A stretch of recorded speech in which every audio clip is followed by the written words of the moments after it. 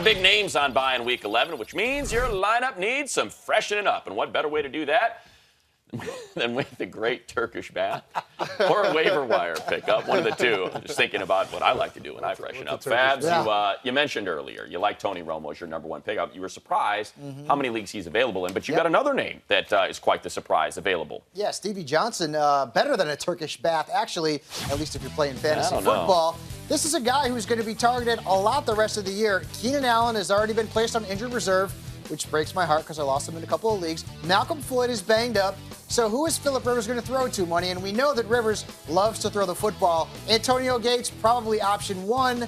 Stevie Johnson, likely option two. Indeed. And he's available in over 80% of leagues on NFL.com. Go get him. You know, I like to work this whole Turkish bath thing into Richard Rodgers, but I don't know what a Turkish bath is. So I will say, we'll go together. Okay, all right. It'll be great. Sounds good. Well, look, Richard Rodgers right now being targeted a ton in the red zone for the Green Bay Packers. You know, right now tied for fourth most amongst tight ends. But when you look at the type of attention that Randall Cobb is getting, James Jones getting a lot of attention because of the way he came off very hot in the beginning. Richard Rodgers left open in the middle of the field, and Aaron Rodgers utilizing Richard Rodgers. Right now, he's averaging about 11 fantasy points per game. How about it, Marcus? Well, I'm not going to go with Matt Jones being a Turkish bath, more of a wash-up in a bathroom sink, more or something like that. What is a Turkish bath? You know, simply because you can't really figure out what's going on in the Washington backfield. But Matt Jones is averaging about 12 touches a game. That's actually second most on the team. And you look at his schedule, sort of middle of the road. He is a flex play. He is a matchup-based option. But again, if you're streaming running backs, if you've got injuries there, Matt Jones is a guy you want to keep an eye on. Natural hot springs. Akbar, you're a world traveler. Get on out to Istanbul and check it out for yourself. I've been to Istanbul. Danny Amendola, this is a no-brainer for all the Brandon LaFell conversation. Obviously, Gronk's going to pick up a ton of the slack with the absence of Edelman, who now has a screw in his foot and is going to be out 6 to 8 weeks. But Danny Amendola has been building targets and a relationship with Tom Brady. Look at the Giants game. You're talking about double-digit targets, 10 receptions, 79 yards. You're in PPR. That is jackpot. 11 targets, like I said, versus the Giants. He has 6 receptions per game, and he is owned, look at that number, just 13% of NFL.com leagues. So chances are you are going to be available. The man is going to be available who's going to be Tom Brady's top target. That's not a bad thing to have on your roster. How about a running back, Babs? Well, I mean, there are no good running backs out there on the waiver wire if you're playing in any kind of competitive league. But there's a guy in San Francisco. No, it's not Carlos Hyde. It's Sean Drone. Now, I don't know how long Hyde's going to be out, but Drone actually had a whole bunch of touches in that game against Atlanta before San Francisco had their bye week. They cut Pierre Thomas, and unless you believe in some of these other curtain jerkers that they have on their roster, this is the guy to own. And I know he's got a bad matchup against Seattle this week, but it's all about volume and touches.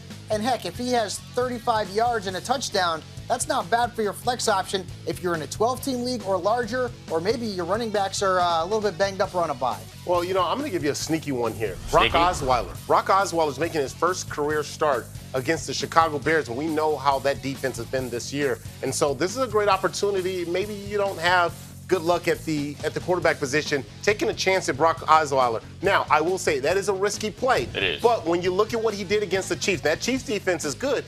He was way more productive than Peyton Manning was in that first quarter. I mean, you saw what he did in the opportunity he had after the third quarter. He went out there, put 140-something yards on this defense, and, you know, I mean, it didn't work out. He had an interception, some stuff was going on, but I think Osweiler. All right, how about it, Marcus? All right, well, I'm going to go with Kamar Aiken. I feel like we've been down this road before. I mean, the first time Steve Smith was out, when he missed a few games, we were big on Kamar Aiken. He was getting a lot of targets. Now that Smith is done for the season, Kamar Aiken, again, kind of slides in to that number one role.